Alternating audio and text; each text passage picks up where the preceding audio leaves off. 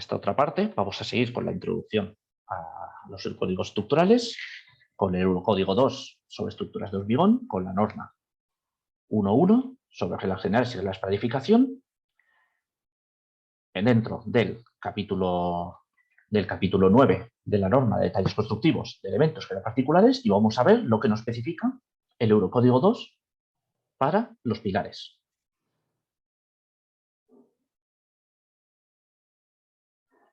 Vale, en este caso, para pilares, lo primero que nos especifica es que en este apartado se entiende como pilares aquellos que tienen un canto menor o igual que 4 veces su anchura.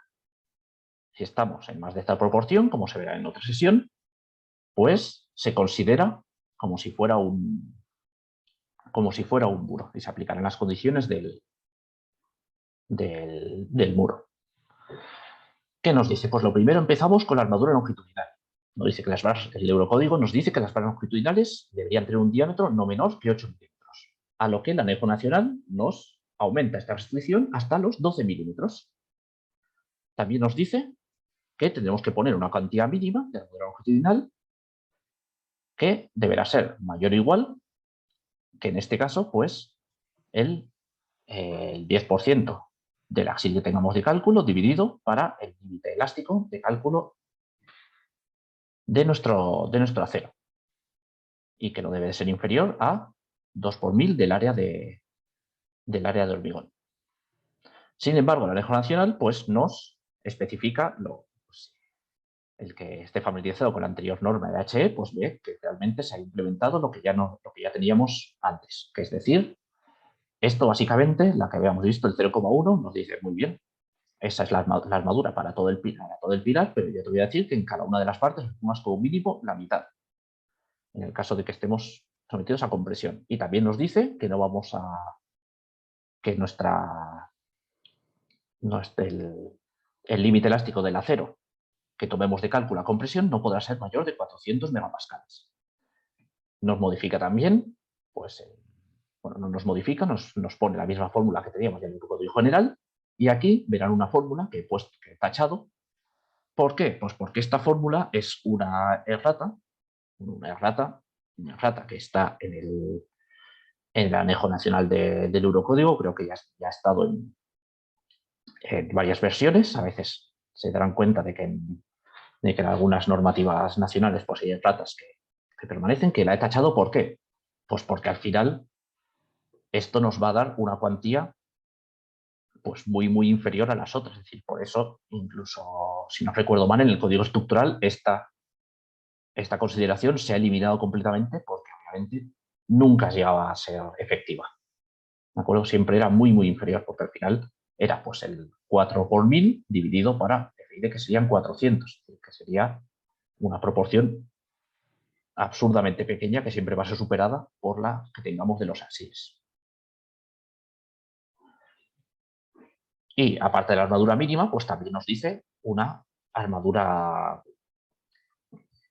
máxima. Nos dice que el área de la armadura longitudinal no debería superar el 4% del área de hormigón fuera de la zona de solapes, ¿vale?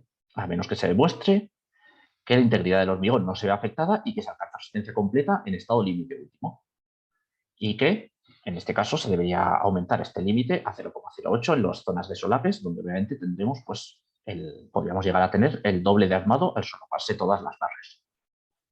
Dice también que en el caso de pilares que tienen una sección transpoligonal hay que colocar al menos una barra en cada esquina, y que el número de barras longitudinales en un pilar circular no debería ser menor que 4. A lo que, pues, el anejo nacional nos especifica la cuantía de armadura máxima para cada una de las caras con esta fórmula que vemos aquí abajo. ¿De acuerdo? Que es adicional, pues, a lo que ya vemos aquí arriba. Que al final, con esto, ¿qué nos está diciendo el código? Pues esto nos está diciendo, porque obviamente nosotros, si empezamos a armar un pilar, pues podemos sentir prácticamente el axil que queramos. Pero aquí nos está diciendo de que si llega un momento que lo tienes que armar tanto, pues eso es mal dimensionamiento. Te va a provocar un mal comportamiento del hormigón junto con el acero. Así que si nos da que por cálculo tenemos que poner más de esta armadura, pues eso quiere decir que tenemos que hacer nuestro pilar más grande o buscar otra solución con otro material o sistema estructural. Respecto a la armadura transversal, nos dice que el diámetro de los cercos, los ganchos, lo que sea, de armadura transversal que pongamos, no debería ser menor que 6 milímetros ni que un cuarto del diámetro máximo de las armaduras longitudinales. Que esto del diámetro máximo pues solo nos afectará si ponemos barras superiores a ¿qué?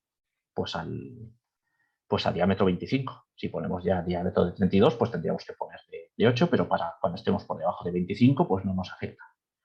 Y dice también que el diámetro de los alambres de la malla metálica soldada, en caso de que utilice este tipo para el modo transversal, no debería ser menor que 5 milímetros. Nos dice que el modo transversal hay que anclarla de forma adecuada, como hemos visto con consideraciones en otros elementos estructurales, y que la separación de estos cercos de esta armadura transversal a lo largo del pilar nunca deberá superar 20 veces el diámetro mínimo de las barras longitudinales, la menor dimensión que tengamos en nuestro pilar o los 400 milímetros, a lo que nuestro anejo nacional pues nos introduce las limitaciones que ya teníamos antes en la anterior norma de la EH, es decir, 15 veces el diámetro nos baja de 20 a 15 y 300 milímetros nos baja de 400 a 300. ¿Vale? Y aquí la menor dimensión del pilar pues no deja de ser una limitación. Entonces, al final vemos pues, que depende, esto sobre todo de las barras longitudinales, pues que el diámetro mayor nos determina el diámetro de la armadura longitudinal, de la transversal, perdón, y el diámetro inferior nos determina la separación, porque al final es eso, estas armaduras transversales pilares no tienen otra función que prevenir, bueno, podrá tener otras funciones según las solicitaciones, pero sobre todo es prevenir el pandeo de las armaduras longitudinales y también colaborar al confinamiento del hormigón. ¿Vale? Con lo cual estas consideraciones son para prevenir ese tipo de fallos.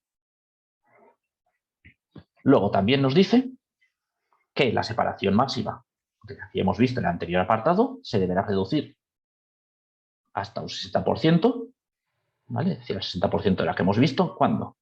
Cuando estemos en secciones dentro de una distancia que sea igual a la dimensión mayor que la sección transversal del pilar por encima o por debajo de una viga o losa. Es decir, las zonas más cercanas a los forjados vamos a tener que poner nuestras armaduras transversales más juntas.